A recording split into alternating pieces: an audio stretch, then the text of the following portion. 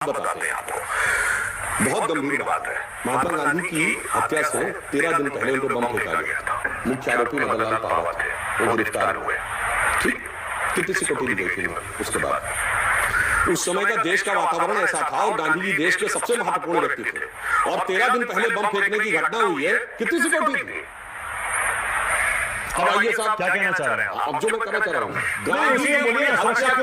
गांधी जी की हत्या का सबसे बड़ा लाभार्थी कौन था? सबसे बड़ा लाभार्थी। अब मैं दूसरा उदाहरण मैं जो कह रहा हूँ सुनिए, और ये हवा में नहीं कह रहा। मोरारजी देसाई बॉम्बे प्रेसिडेंसी के गृह मंत्री, उन्होंने केंद्र सरकार को लेटर लिखा कि मदनलाल पावा के को छोड़ने का निर्णय हो रहा है। उसने अपने स्टेटमेंट में कहा कि नाथूराम गोडसे मेरा गुरु है। ये गांधी जी की हत्या से 13-14 दिन पहले की बात है, मगर सरकार उसको अरेस्ट क्यों नहीं कर रही है? ये बतौर home minister of Bombay presidency, जिसमें आज का महाराष्ट्र और गुजरात दोनों आता था, वो गृह मंत्रालय को लिखा हुआ है। अच्छा, अब दूसरी बात आइए, नाथूराम गोडसे ने अपने स्टेटमेंट में कहा है कि उसने 2 गोलियां चलाई, पुलिस ने कहा 3 गोलियां लगी। ये तय क्यों नहीं किया गया कि कितनी गोली लगी? महात्मा गांधी की हत्या इतना गंभीर, दुखद और दर्दनाक इंसिडेंट था, पोस्टमार्टम क्यों नहीं हुआ? वेरीफाई हो सके हुआ क्या? और आप बताइए, गोली लगने के बाद कहा जाता तकरीबन 40 मिनट वो जीवित थे।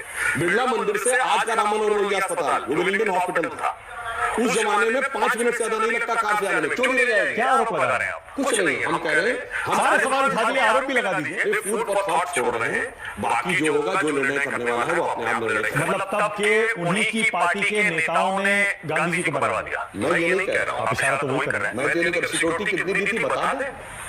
पोस्टमार्टम क्यों नहीं कराया? किशन बैठा बगैर पोस्टमार्टम रिपोर्ट के, और 2 पत्रकार भी थे साहब, एक द हिंदू का और एक न्यूयॉर्क टाइम्स का, जिन्होंने अपने बयान में लिखा 4 गोली चली। तो भाई साहब, अगर नाथूराम गोडसे कोर्ट में पुलिस कहती है 3 गोली चली, तो तीसरी गोली थी किस? आपने 84 दंगों की फाइल भी खुलवाई है, तो आप ये फाइल भी दोबारा खुलवा दीजिए ना, जांच करवाइए ना। 77 साल पुराने कितने लोग जीवित हैं बता दीजिए। जांच कमीशन, खोसला कमीशन हो चुका है, खोसला कमीशन की रिपोर्ट पढ़ लीजिए, जिसमें की बात पूरी तरीके से स्पष्ट है। आरएसएस से कोई कनेक्शन नहीं निकला। और मैं इससे बड़ी एक बात बताता हूँ, लोगों को नहीं पता, दिल्ली में लाल किले में ये मुकदमा चला जिसमें वीर सावरकर तुरंत छूट गए। उसके बाद पंजाब हाईकोर्ट में मुकदमा गया, उसमें सरकार ने वीर सावरकर के खिलाफ क्यों नहीं दोबारा अभियोग दायर किया? क्यों? बिल्कुल वाहियात आधार के ऊपर तर्क बनाया गया था, और ये मैं प्रमाण के साथ बोल रहा हूं।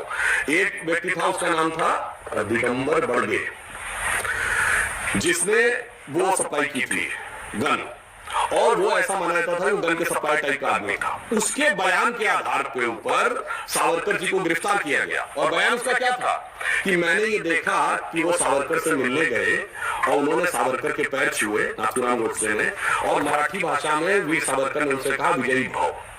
अब अपने कोई कोर्ट इसको एविडेंस मानेगा? सॉफ्ट कॉर्नर लगता है आपका नाथूराम गोडसे। नहीं, मैं तो सिर्फ फैक्ट सॉफ्ट कॉर्नर। नहीं, मैं तो सिर्फ एक फैक्ट रख रहा हूं, सिर्फ फैक्ट रख रहा हूं।